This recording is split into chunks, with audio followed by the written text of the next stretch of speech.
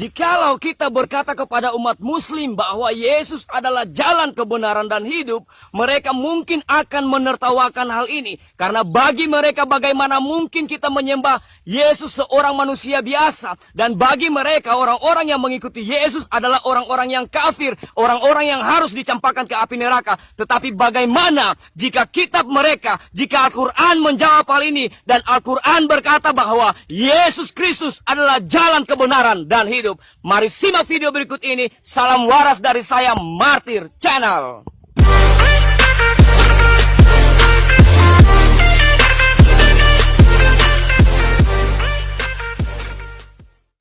Shalom guys, jumpa lagi bersama saya di channel ini, Martir Channel. Salam sejahtera dalam kasih Tuhan kita Yesus Kristus yang telah memberikan rahmat-Nya yang besar buat saya dan saudara, sehingga kematian Kristus itu menebus dosa saya dan saudara, dan sorga yang kekal itu menjadi milik kita bagi setiap orang yang percaya dan hidup di dalam Kristus. Terpujilah Allah Tritunggal. Amin. Guys, lagi-lagi hari ini saya ada di kebun bersama dengan keluarga saya, sedang memanen hasil cengkeh dari hasil apa yang selama ini kami lakukan dalam pekerjaan pertanian kami. Oke guys, di video kali ini saya akan coba share satu buah video pengakuan seorang muslim sejati tentang kebenaran yang tertera di dalam Al-Quran. Dia berkata bahwa Al-Quran sendiri yang menjawab bahwa Isa Al-Masih atau Yesus yang dihina sebagai Tuhan orang kafir, yang dihina sebagai Tuhan berkolor, adalah jalan keselamatan yang jelas-jelas tertulis di dalam Al-Quran. Oke guys, mari simak video berikut ini sampai tuntas supaya kita tidak gagal paham dan kita bisa membandingkan mana kebenaran sejati, mana kebenaran yang palsu. Salam waras dari saya.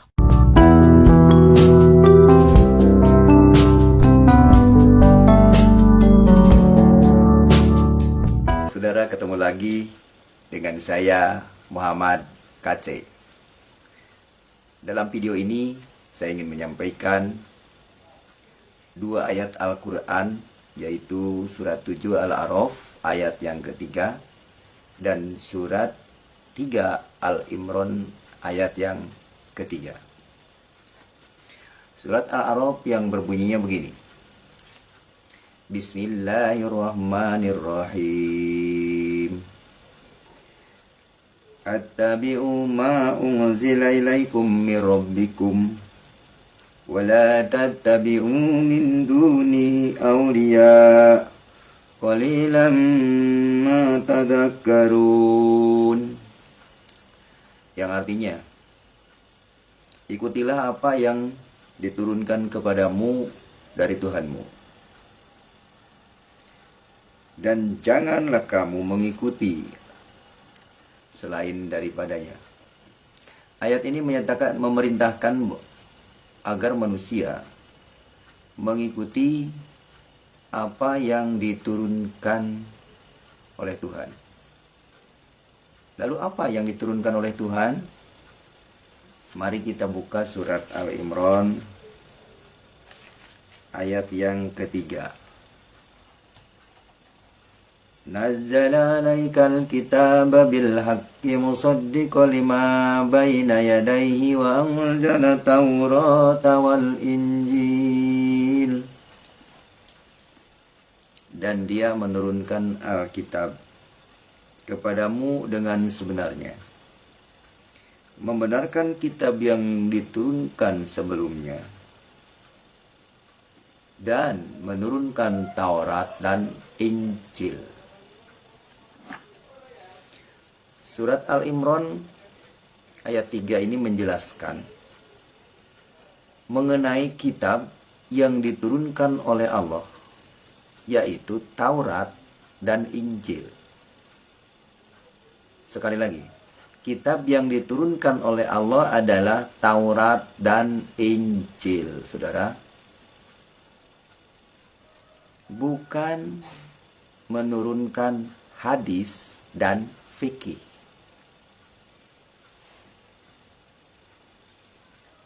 Siapapun dari agama apapun, kalau dalam kehidupannya sehari-hari mengikuti petunjuk dari kitab Taurat dan Injil, itu sudah benar di hadapan Allah.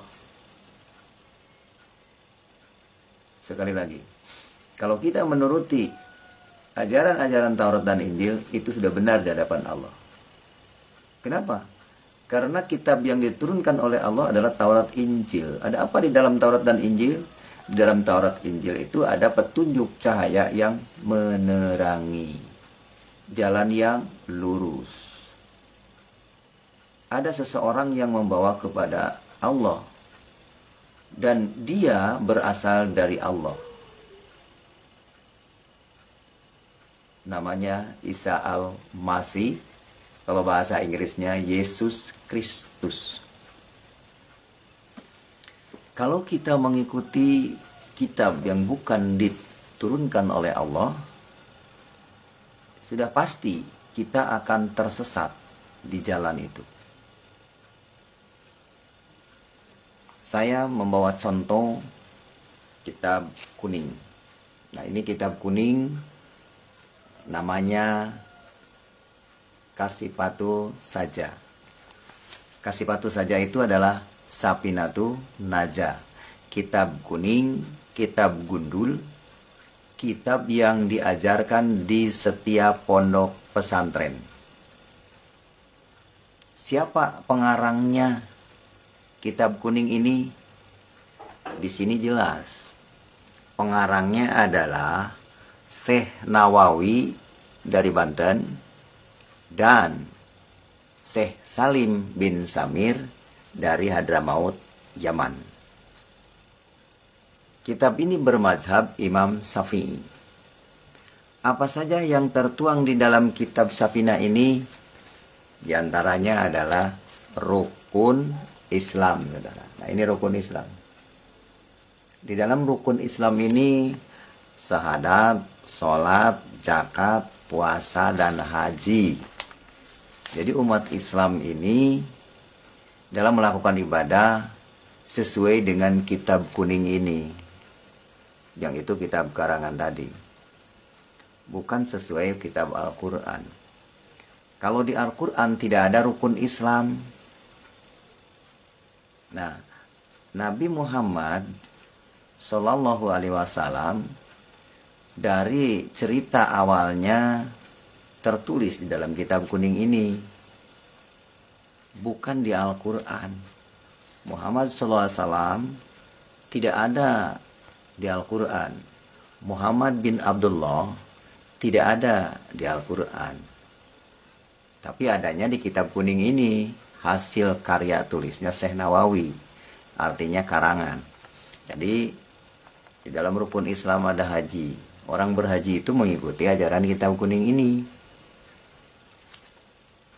Nah, pertanyaannya, kenapa di dalam Islam tidak ada keselamatan?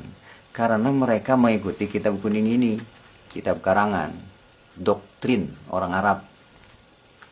Ya, bagaimana kita mengharapkan keselamatan dari kitab karangan itu? Wong yang ngarangnya pun belum tentu masuk surga.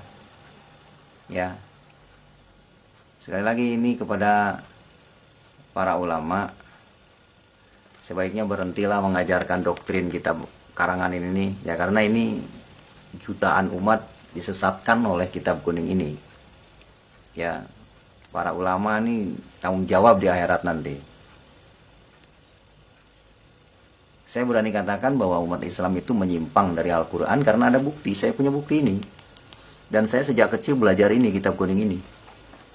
Bukan hanya katanya, bukan hanya sekarang. Itulah sebabnya saya tidak simpatik lagi dengan ajaran itu. Saya meninggalkannya karena itu ajaran karangan manusia.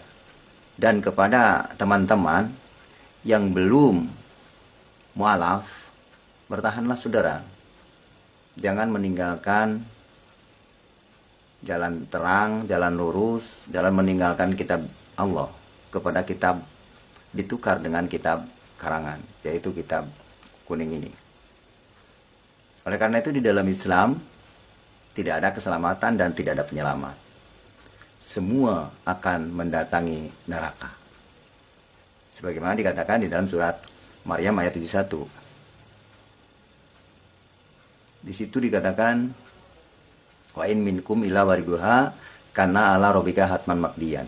Dan tidak ada seorang pun di antara kamu melainkan mendatangi neraka, dan itu suatu kepastian yang sudah ditentukan oleh Tuhanmu. Itulah surat Maryam ayat 71. Kenapa mereka ditentukan masuk neraka? Karena itu tadi, ibadahnya berdasarkan kitab karangan ini. Ya.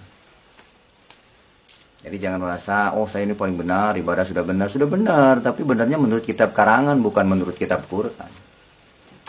Ya, kalau ini kitab Quran nih, saya dulu bawa dari Arab. Nah ini kitab Quran nih, ini kitab Quranul Karim, yang ada terjemahannya. Nah ini kitab Quran, ada terjemahannya. Ini juga cetakan di Madinah. Dulu waktu saya di Arab mempelajari kitab Al-Quran dan hadis, ternyata kebanyakan yang saya pelajari di sana tentang perangnya Nabi Muhammad bin Abdullah. Dan Muhammad bin Abdullah itu mengaku menjadi nabi itu setelah dia berumur 40 tahun setelah menikah dengan Khadijah. Dia mengaku nabinya umur 40 tahun, bukan dari kecil, bukan dinubuatkan. Jadi siapa yang mencintai Muhammad bin Abdullah itu cinta buta. Ya, cinta buta. Jangan sampai cinta buta. Nggak tahu aslinya, lalu cinta mati-matian. Sampai ada yang bom bunuh diri demi cinta Nabi Muhammad. Ya, di Al-Quran tidak ada nama Muhammad bin Abdullah. Itu yang dipikirkan oleh para ustadz. Ya, terima kasih. Assalamualaikum warahmatullahi wabarakatuh. Oke guys, bersama-sama kita telah menyaksikan video ini. Saya pikir saya tidak akan terlalu banyak komentar karena Bapak Muhammad KC ini telah menjelaskan secara terperinci. Hanya saja saya mau ingatkan, jikalau kebenaran dalam Al-Quran benar-benar apa yang dinyatakan itu adalah kepastian bahwa Yesus adalah jalan keselamatan dan hidup, janganlah keraskan hatimu. Karena jikalau engkau percaya dan menerima Dia sebagai Tuhan dan Juru Selamatmu secara pribadi, maka engkau pun akan bersama-sama dengan Dia sekelak di sorga nanti. Oke guys, terima kasih telah menyaksikan video ini. Kembali saya ingatkan buat saudara-saudara yang baru pertama kali menyaksikan video ini, jangan lupa untuk like, comment, share, and subscribe channel ini agar lebih banyak orang lagi diberkati dan banyak jiwa datang dibawa kepada Tuhan. Oke guys, terima kasih. Tuhan Yesus memberkati kita semua. Shalom.